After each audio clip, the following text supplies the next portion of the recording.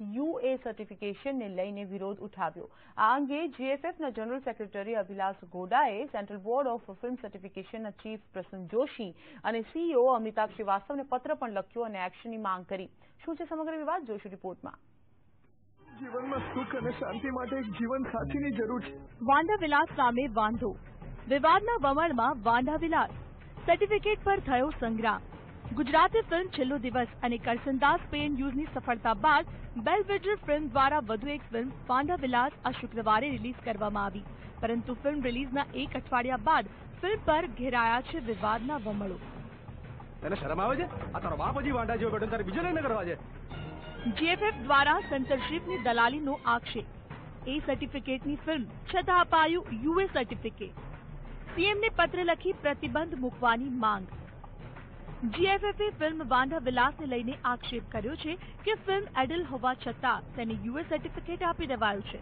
સાથે ફિલ્મની પબ્લિસિટી પારસ પબ્લિસિટી રાજેશ વસાણી કરે છે, જે સેન્સર બોર્ડની રિવ્યુ કમિટીમાં પણ મેમ્બર છે। તેથી જીએફએફ સ્પષ્ટપણે આક્ષેપ કરી રહ્યું છે કે ફિલ્મને જે સર્ટિફિકેટ અપાયું છે તેને કારણે દર્શકો ગેરમાર્ગે દોરાય છે અને ફિલ્મ યુએ સર્ટિફિકેટ મેળવ્યા બાદ ઘણા ફાયદા કરી રહી છે। ઓરિજિનલી પ્રોડ્યુસરના કહેવા પ્રમાણે એને એ સર્ટિફિકેટ મળ્યું હતું અને એમાં અમુક કટ્સ પછી એ ફિલ્મને યુએ સર્ટિફિકેટ આપવામાં આવ્યું હતું।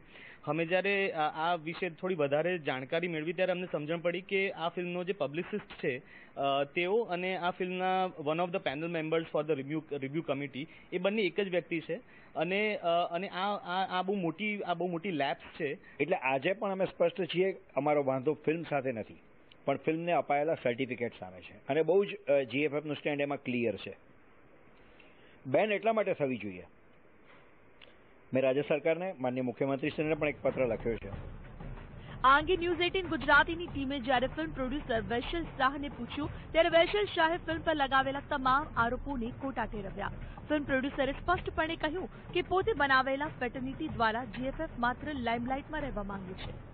યુએ નો મતલબ યુએ જે ફિલ્મ અમને સર્ટિફિકેશન મળ્યું છે એ વી આર 100% શ્યોર કે that is justifiable with the film, કારણ કે ફિલ્મની અંદર કોઈ પણ ન્યુડિટી નથી કે કોઈ પણ ડાયરેક્ટ ઓફેન્સિવ લેંગ્વેજ અમે કોઈ યુઝ નથી કરી। પણ એ ફિલ્મ જોતા એવું લાગે છે કે ખરેખર આ ફિલ્મ એને પાત્ર છે, જેના માટે અમે ઓલરેડી સીબીએફસીમાં લેટર લખેલો છે।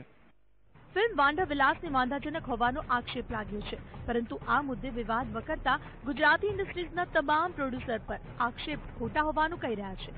તો બીજી તરફ ફિલ્મ વાંઢા વિલાસની વિરુદ્ધમાં લખાયેલા પત્રમાં એવી પણ માંગ ઉઠી કે ફિલ્મની સેન્સરશિપ મુંબઈને બદલે ગુજરાતમાં કરવામાં આવી છે। હવે જોવું એ રહ્યું કે ફિલ્મ વાંઢા વિલાસ વિવાદોમાં હોવા છતાં કેટલા કરોડની કરે છે કમાણી। કેમેરામેન કલ્પેશ જોશી સાથે દીપિકા કુમાર, ન્યૂઝ 18 ગુજરાતી, અમદાવાદ।